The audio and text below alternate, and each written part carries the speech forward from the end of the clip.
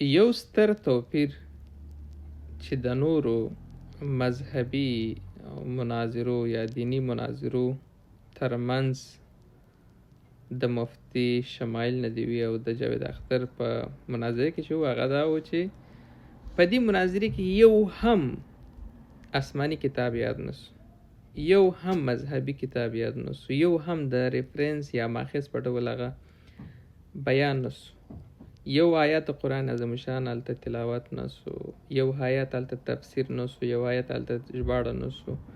په هیڅ موضوع کې د آسماني او مذهبي کتابو دینی کتابو بحث هلته ونسو، د هیڅ پیغمبر هلته بحث ونسو.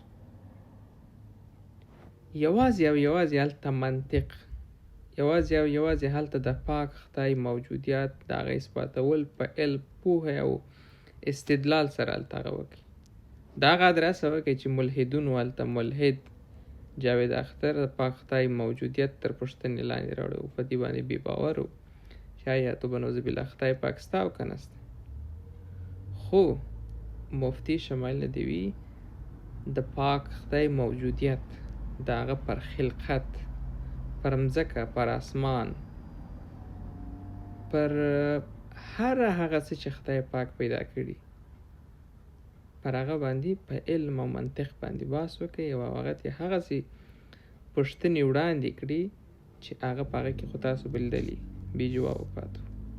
موږ داسې علماو ته هم ضرورت لرو چې پرته له آیات و حدیثه، پرته له دیني زده کړو، دوی دومره پوهه ولري چې د دغسې ملحدینو، د دغسې خلکو په وړاندې باندې منطقي او علمي جواب ولري. نو ځکه خو نه باید د عصري زده کړو سره فاصله ایجاد شي، نه باید د دې سره د مور او میرې چلند وشي، بلکې دا فرض باید وبلل شي چې که چیرې د پاک خدای هستۍ ته غواړو ځان ورسو، که چیرې غواړو چې د پاک خدای خلقت څه چې خدای پاک خلق کړي دي، پیدا کړي دي، د هغو د ښه پېژندلو لپاره باید څېړنه وشي، باید عصري زده کړې د دیني زده کړو سره لکه دوه خور او ورور داسې باید څنګ په څنګ رواني، لکه مشر او کشر ورور باید څنګ په څنګ رواني، او دا زده کړې باید هر څوک وکړي. د کیمیا څخه باید پوه سو، د فزیک څخه باید پوه سو. که په فزیک نه پوهېدی نو دا بحث به څنګه هغه کولی؟ ډېره اړتیا ده. دا فاصله باید کم شي. تر بل هر وخت نن باید د دې احساس وشي چې په یو اسلامي ټولنه کې داسې علما، داسې مفتیان لکه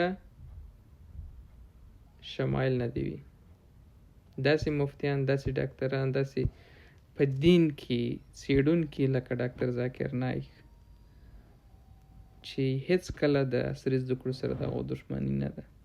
ومو لیدله، مناظره به مو لیدل. نن په دې باندې زه وینم چې یو شمېر مشران په افغانستان کې وایي که چا دغه مناظره وژباړله، د کتاب په توګه یا دا چاپ کړه، د دې ټول خرڅ مصرف زه ورکوم. ولې؟